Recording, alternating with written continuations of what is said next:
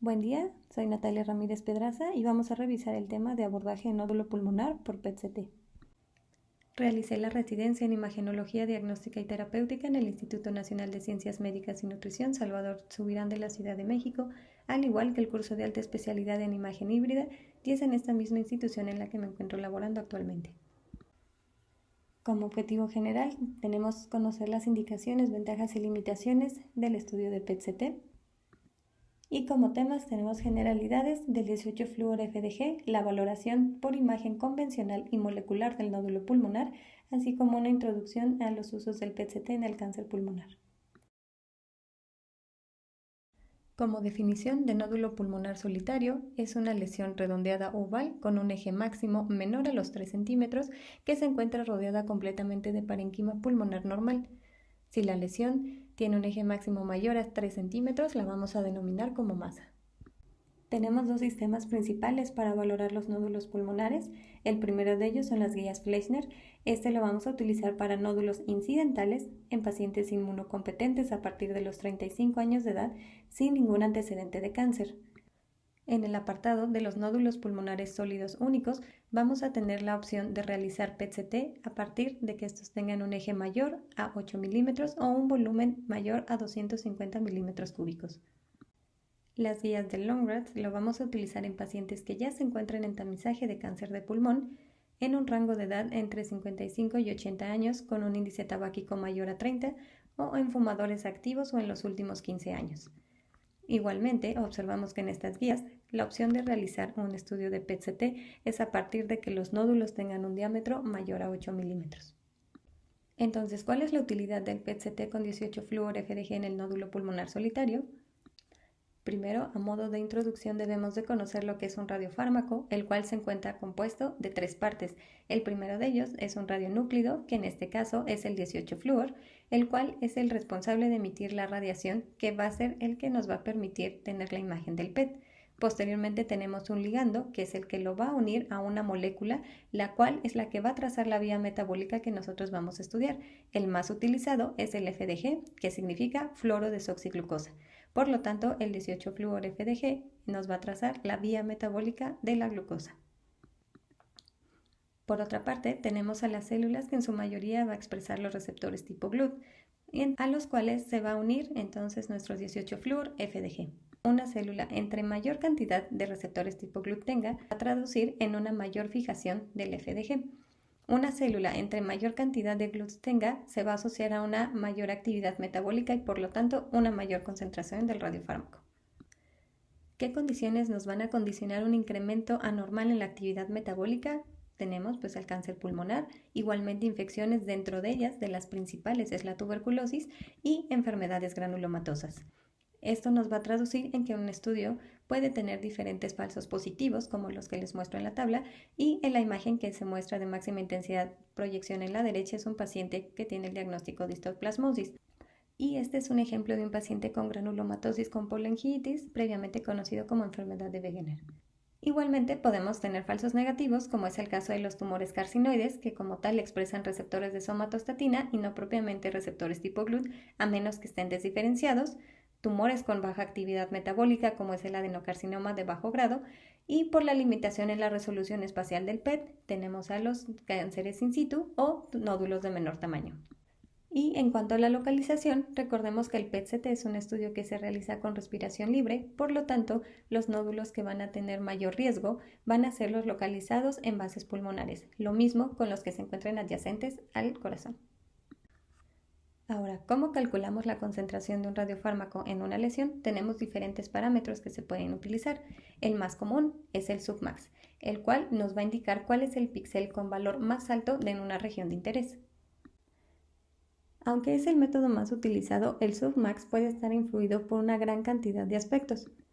Y es por esto que si a un mismo paciente nosotros le realizamos un PET el día de hoy y se lo repetimos la próxima semana, no vamos a tener exactamente el mismo nivel de submax. Va a ser similar, sin embargo, no es completamente el mismo. Y dentro de los aspectos que influye, es muy importante recalcar el hecho de que la misma reconstrucción del equipo va a influir en el nivel que nosotros obtengamos. Eso significa que en el mismo paciente, exactamente con las mismas condiciones anteriores, si nosotros cambiamos el algoritmo de reconstrucción, podemos hacer que el submax varíe incluso por encima de la unidad. Por lo tanto, es que hay que tener mucho cuidado cuando nosotros establecemos puntos de corte para distinguir si una lesión es benigna o maligna. Ya teniendo estas bases, ¿cómo podemos nosotros distinguir si la captación de un nódulo es sospechosa de malignidad o no? Vamos a ver que en la literatura tenemos como tal establecido un punto de corte que es de 2.5 o hacer la comparación con el pool mediastinal. Por lo tanto, existen múltiples artículos en la literatura en el cual dicen que hay que tener mucha reserva en tomar todos estos puntos de corte porque un submax por arriba de 2.5 no siempre va a significar que el nódulo es maligno, principalmente cuando estamos hablando de contextos o países donde tenemos alta incidencia de sarcoidosis, tuberculosis o histoplasmosis. Por lo tanto, hay que valorar más cosas y no solo quedarnos con un valor determinado de submax. Este es otro artículo donde finalmente nos dice, si nosotros ponemos siempre el punto de corte de 2.5, vamos a ver que se nos van a sobreponer tanto patología benigna y maligna. Es por esto que no se recomienda como tal que nosotros utilicemos este punto de corte y lo que vamos a hacer es una comparación de la captación del nódulo con el pool mediastinal. Ahora, ¿cómo vamos a calcular el pool mediastinal? Vamos a trazar un ROI en los grandes vasos, de preferencia en el callado aórtico, y vamos a ver cuál es el valor que más se repite y es el que nosotros vamos a establecer como nuestra referencia.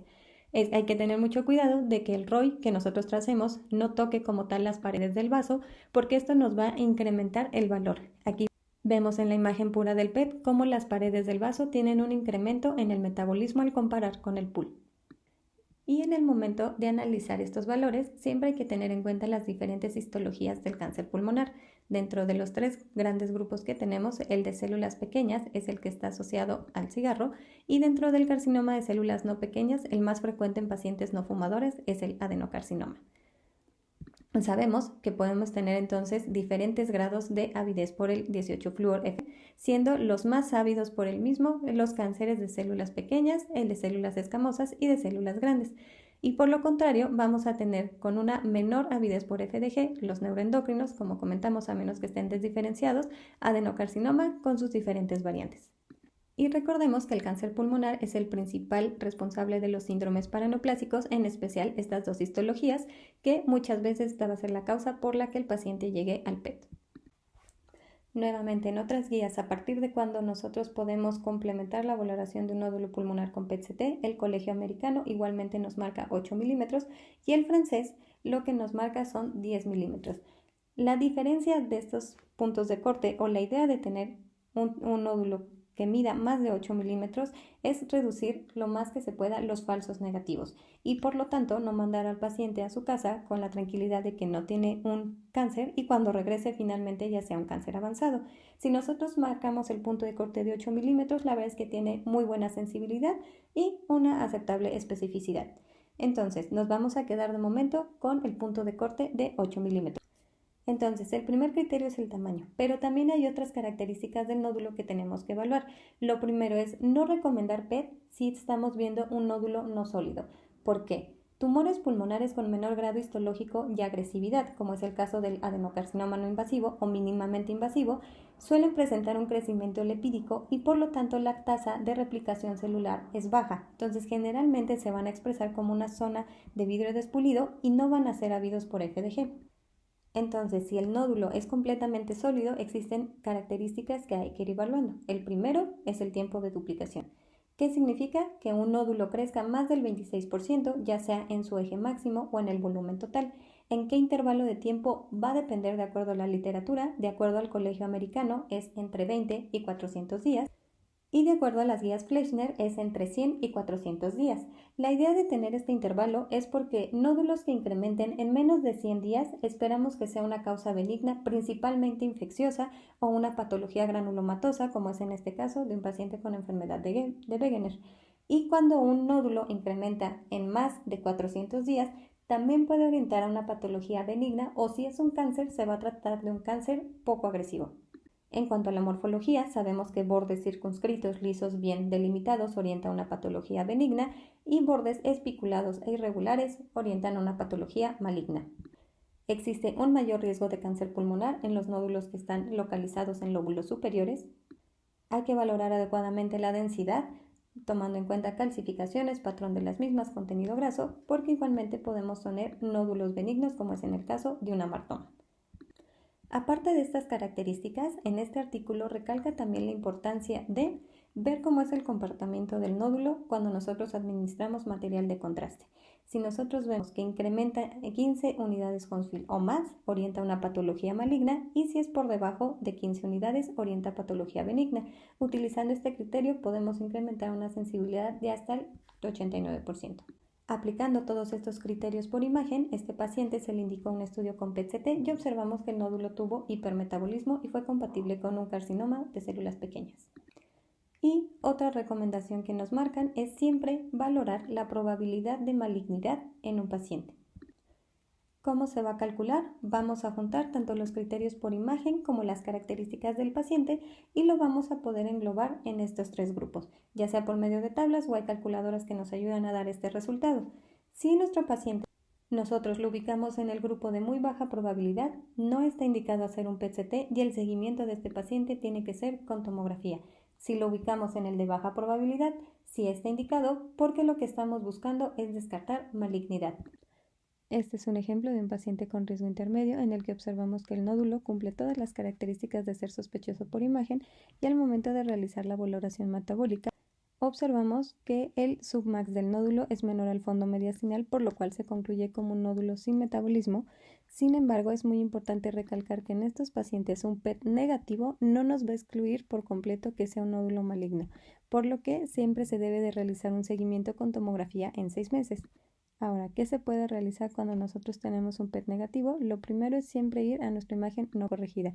Sabemos que cuando el equipo hace esta corrección de atenuación se pueden perder cuentas por píxel en los pulmones, como les muestro en la imagen, la comparación de la imagen no corregida a la izquierda con la atenuación de corrección a la derecha, en el que observamos que finalmente pudo haber sido parte del algoritmo que haya disminuido la cantidad de submax en el nódulo.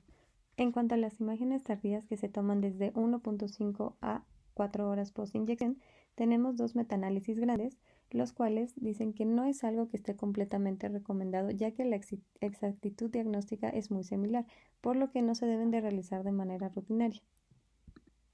Por otra parte, ¿verdaderamente ayuda a realizar el gating respiratorio? Sabemos que el PET es un estudio que se toma con respiración libre y lo que busca el gating es sincronizar la adquisición del PET con esta respiración. Este procedimiento implica contar con el software dedicado, prolonga el tiempo de adquisición del estudio, necesitamos una muy buena cooperación del paciente y también nos va a incrementar la radiación al paciente. Y no es una adquisición que nos garantice que nos va a incrementar la exactitud diagnóstica, entonces igual solamente hay que realizarlo en casos selectos. Y si existe la posibilidad de que se trate de un tumor neuroendocrino, se debe de complementar con un PET-CT con análogos de somatostatina, como es el ejemplo que les muestro aquí, donde sí expresa receptores de somatostatina el nódulo. Ahora, cuando el paciente entra en el grupo de alta probabilidad de malignidad, ese nódulo ya se considera cáncer y la razón de realizar el PET-CT es para estadiar al paciente. Aquí les muestro un ejemplo de por qué es importante cumplir con los criterios para solicitar adecuadamente un PET-CT. Tenemos un paciente de alto riesgo por tener 79 años y con un índice tabáquico de 96 paquetes al año. Tiene antecedente de cáncer de próstata y vejiga hace 8 años y tenemos un nódulo pulmonar sólido en el ápice derecho. Pero ¿cuál es el único criterio que no cumple? El tamaño. Este es un nódulo de 6 milímetros. Se le realizó el PET-CT, tuvo una captación menor al fondo mediastinal, por lo que el PET-CT se concluye como negativo. Como hallazgo adicional, cuenta con una adenopatía infracarinal sin alteración metabólica y en el resto del cuerpo solamente se identifican sitios de incremento en el metabolismo en relación a zonas de proceso inflamatorio. A este paciente se le recomendó seguimiento por tomografía en 6 meses. Sin embargo, el paciente regresó hasta 1.5 años después por contar con síndrome parenoplásico. Aquí observamos cómo las dimensiones del nódulo evidentemente son mayores al previo, triplicó en sus dimensiones. En la valoración metabólica tenemos un hipermetabolismo focal mayor al fondo mediastinal Y en cuanto a la adenopatía infracarinal, esta observamos que no tuvo cambios ni morfológicos ni metabólicos al comparar con previo, por lo que no se consideró depósito secundario. No hay otros hallazgos que sugieran metástasis y el diagnóstico final por patología fue carcinoma de células pequeñas. Por lo tanto, ¿cuál es el algoritmo que se debe de seguir en un paciente con nódulo pulmonar? Primeramente ya vimos la importancia del tamaño. Menos de 8 milímetros se sigue por TAC. Más de 8 milímetros valoramos la probabilidad de malignidad. Si es muy bajo, se continúa su seguimiento por TAC. Si es intermedio o alto, está indicado realizar el PET-CT. Si resulta negativo, continúa su seguimiento por tomografía. Punto clave es seguir por tomografía, más no considerar que el nódulo sea benigno. Por el contrario, riesgo intermedio con PET positivo pasa a biopsia o cirugía según sea el caso, y riesgo alto ya se considera estadiaje, tomando en cuenta que un riesgo intermedio con un PET positivo también se debe de considerar como un estadiaje. Ahora, en cuanto al estadiaje, valorar la enfermedad ganglionar del cáncer pulmonar muchas veces es complejo, primero porque es un sitio muy frecuente de captación por procesos inflamatorios y por otra parte el involucro ganglionar determina de forma significativa el manejo del paciente. Un paciente con enfermedad localizada tiene como tratamiento de elección la cirugía. ¿Y qué se considera enfermedad localizada? Que cumpla con N0M0 o que sea N1. ¿Cuándo es N1? Cuando hay involucro de un solo ganglio, ya sea peribronquial, intrapulmonar o iliar ipsilateral. Ahora, cuando hay involucro de los ganglios subcarinales o paratraqueales ipsilaterales, ya lo convierte en un N2, donde el paciente debe de recibir terapia neoadyuvante. En la valoración ganglionar, la mayor parte de los estudios se enfocan principalmente en cáncer de células pequeñas, que es el que tiene un comportamiento más agresivo. Y para la valoración de la actividad metabólica, igualmente podemos compararlo con el pool mediastinal, y algunos marcan el apoyo que nos puede dar el punto de corte de submax de 2.5, aunque ya vimos las limitantes de esto. Pero, pues bueno, finalmente si vemos los dos valores en cuanto a la sensibilidad, el PET-CT tiene una sensibilidad baja. Es por eso que van a ver que en varios artículos se recomienda que si el PET es negativo para involucro mediastinal, el paciente tiene que ser llevado a biopsia. Sin embargo, el realizar biopsias a este nivel, estamos hablando de un procedimiento invasivo que requiere sedación moderada o anestesia general con sus riesgos y complicaciones. Es por ello que existen diferentes recomendaciones para decidir en qué casos de PET negativo para actividad mediastinal es recomendable realizar biopsia mediastinal. Una de ellas son las guías de la ESMO, donde recomienda biopsiar siempre y cuando el paciente presente los factores de riesgo como son un tamaño mayor a 3 centímetros, que ya hablaríamos de una masa pulmonar, si se localiza de manera central y si tiene un eje corto los ganglios mediastinales menor a 1 centímetro, porque nuevamente estaríamos hablando de la resolución espacial del PET. Por ejemplo, tenemos este paciente con una masa pulmonar basal izquierda con hipermetabolismo focal, que a la valoración anatómica y metabólica no tenemos datos de actividad ganglionar o enfermedad a distancia. Al paciente se le realizó mediastinoscopía encontrando positividad de actividad ganglionar. ¿Por qué estas recomendaciones? Es porque partimos del hecho de que una masa pulmonar mayor a 3 centímetros, la carga tumoral es alta y por lo tanto el riesgo de metástasis es mayor. Y en cuanto a la localización central, simplemente tiene mayor riesgo de involucro por contigüidad. Este es un ejemplo contrario de un paciente con una masa pulmonar mayor a 3 centímetros central, con una alta concentración de FDG notoriamente mayor al fondo mediastinal, que presenta adenopatías mayores a 1 centímetro, por lo que la resolución espacial de la imagen del PET ya no es una limitante y observamos que se asocian a hipermetabolismo focal. En las imágenes de máxima intensidad de proyección se puede apreciar mejor todo este involucro, como es en este caso. Observamos primeramente el tumor primario y las adenopatías mediastinales, y como hallazgo adicional, este paciente presentaba tiroiditis. Igualmente tenemos las recomendaciones del Instituto Francés de Cáncer, en el cual toma en cuenta asimismo la localización central. En cuanto al tamaño de los ganglios, lo considera por debajo de 16 milímetros, y a diferencia de la ESMO, que toma el tamaño tumoral, aquí recalca que algo que es muy importante es la baja captación del tumor primario.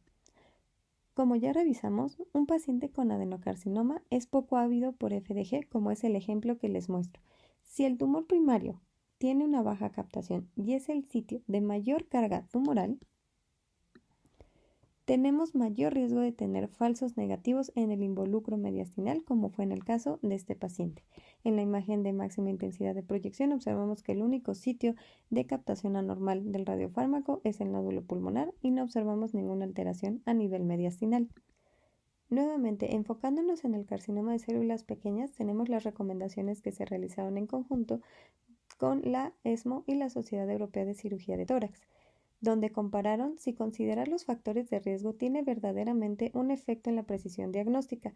Realizaron estudio histopatológico en 247 pacientes y se analizó la imagen por PET-CT. Enfocándonos en los pacientes que tuvieron un PET-CT negativo para involucro ganglionar, primeramente, dividieron en grupos en función de la presencia o ausencia de estos factores de riesgo.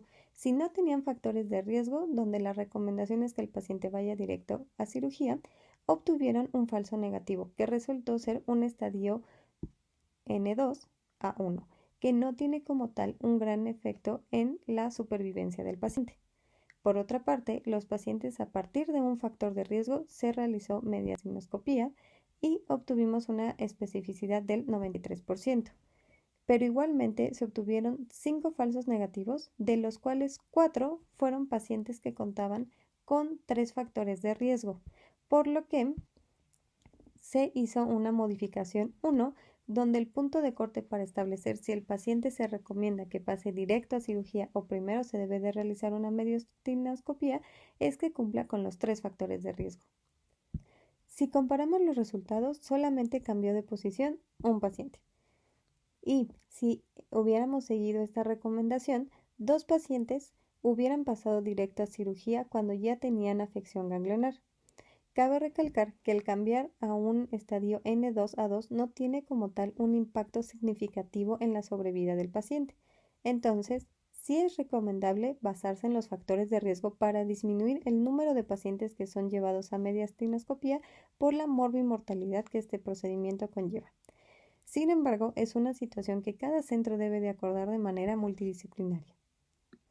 Entonces, en cuanto a las utilidades del PET-CT con 18-fluor-FDG, ya vimos las primeras, tanto evaluar el tumor primario como a nivel de estadiaje, pero también nos puede ayudar a determinar el diagnóstico y sobrevida del paciente. Porque finalmente un tumor con alta actividad metabólica es un tumor que tiene una mayor agresividad. Entonces, por lo tanto, submax o en general el parámetro que nosotros utilicemos a mayores niveles va a estar asociado a un tumor mucho más agresivo. También el PET ha demostrado tener una alta utilidad a nivel de la planeación de la radioterapia. Gran parte de estos tumores están asociados a telectasias, por lo que si la planeación de la radioterapia únicamente se hace con la imagen anatómica, los campos de radioterapia van a ser mayores. Si nos basamos en la imagen metabólica, estos pueden reducir los campos de radioterapia hasta en un 60%, lo que traduce a una menor afección al tejido blanco. Igualmente, delimitar mejor el campo de radiación, que es lo que llamamos radioterapia de intensidad modulada, incrementa la dosis efectiva al tumor. Aquí les muestro un ejemplo de la gran diferencia en cuanto al tamaño tumoral que parece por tomografía versus la imagen de PET.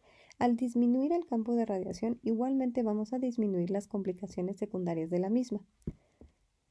Y en otros casos, como es el que les muestro, efectivamente toda la lesión corresponde con actividad tumoral. Y por último, también el PET tiene una mayor sensibilidad para detectar recurrencia de la enfermedad. ¿Cuántas veces podemos tener la duda si los cambios que nosotros estamos viendo por tomografía son únicamente cambios postquirúrgicos, son fibrosis, es atelectasia o efectivamente hay actividad tumoral? La única forma de distinguir esto básicamente es con la imagen molecular. Otra consideración que debemos de tener en cuanto a la recurrencia es siempre recordar qué tan ávido era el tumor primario, como en este caso. Tenemos un paciente masculino de 76 años que tuvo cáncer pulmonar hace 3 años. Nosotros observamos este pequeño nódulo, el cual tiene una captación evidentemente menor al fondo mediastinal y mide menos de 8 milímetros. Sin embargo, observamos que también tiene una zona de captación focal en el fémur derecho que corresponde con una lesión lítica asociada a hipermetabolismo. En condiciones normales, el nódulo pulmonar nosotros lo daríamos como negativo, pero Sin embargo, si nos vamos al estudio inicial, observamos que el tumor primario tenía 11 milímetros de diámetro y la captación, aunque era mayor al fondo mediastinal, era un tumor muy poco ávido por FDG, así que con este antecedente de comportamiento metabólico se dejó como un nódulo altamente sospechoso de recurrencia, el paciente fue llevado a cirugía y efectivamente correspondió con actividad neoplásica. Entonces, como conclusiones de la plática tenemos que el PET-CT con 18-fluor-FDG sí es útil para la valoración de nódulo pulmonar solitario y cáncer pulmonar, siempre haciendo un análisis dual tanto de la manera morfológica como metabólica, siendo esta última de tipo cualitativa sin puntos de corte absolutos. Un PET negativo no excluye malignidad, por lo que siempre debemos de recomendar seguimiento por tomografía. En cuanto a la estadificación del cáncer pulmonar, el PET-CT supera a los métodos convencionales. No hay que olvidarnos de que la captación de FDG va a variar de acuerdo a la histología y el PET-CT también tiene un gran peso en la planeación de la radioterapia. Esto sería todo por mi parte. Muchas gracias por su atención.